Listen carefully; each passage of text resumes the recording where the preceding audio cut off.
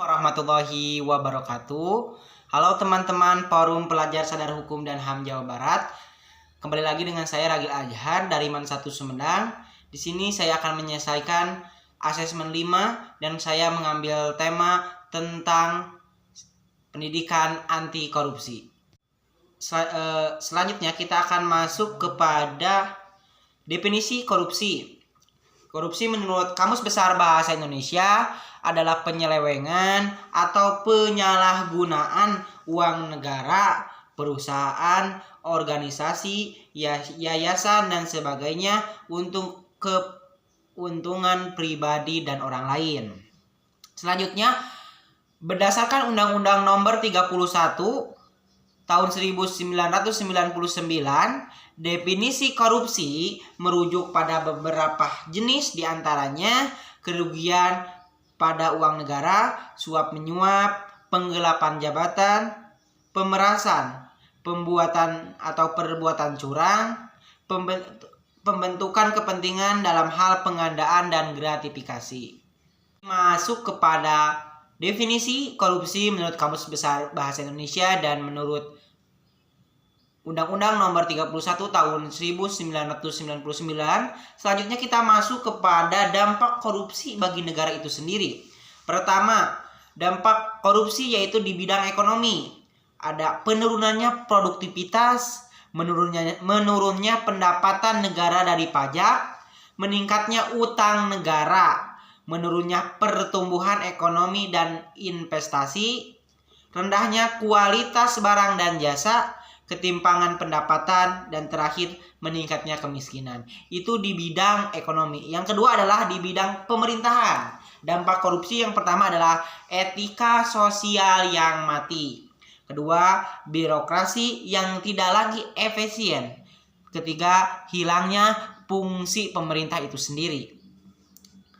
Terus yang ketiga adalah di bidang hukum. Pertama, peraturan perundang-undangan yang tidak efektif lagi. Kedua, hilangnya kepercayaan masyarakat terhadap negara yang menegakkan hukum. Terakhir adalah di bidang politik. Pertama, lahirnya pemimpin koruptor. Kedua, publik tidak lagi percaya dengan demokrasi. Ketiga, kedaulatan rakyat yang hancur. Keempat, masyarakat fluktuasi, yaitu sistem politik yang dikuasai oleh orang-orang yang memiliki modal besar. Sekarang kita masuk kepada nilai-nilai untuk mencegah anti korupsi. Pertama, yaitu adanya sikap kepedulian. Yang kedua, jujur. Ketiga, disiplin. 4, mandiri. Yang kelima, tanggung jawab. 6, kerja keras. 7, berani. 8, sederhana. Dan 9 yang terakhir adalah adil. Setelah tadi kita memaparkan nilai-nilai anti korupsi, sekarang contoh penerapan nilai anti korupsi dalam kehidupan. Pertama, biasakan hidup jujur dalam berperilaku. Contohnya ketika kita diajak untuk kerja bakti, tidak banyak membuat alasan karena kita tidak mau ikut. Kedua, peduli terhadap orang lain.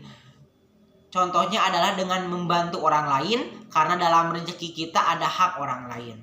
Yang ketiga adalah berani menindaklanjuti atau menegur kesalahan, tapi ingat dengan adab yang baik, menegur dengan baik, mengajak bukan mengejek.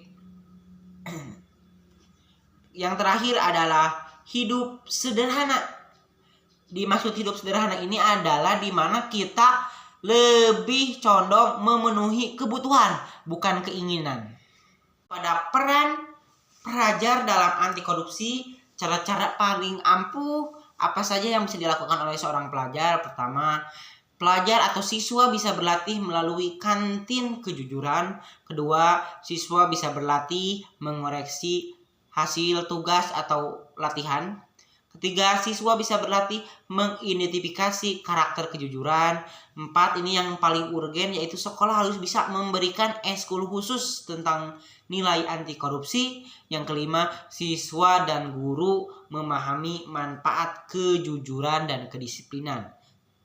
Sesungguhnya nilai anti korupsi dimulai dari diri pribadi.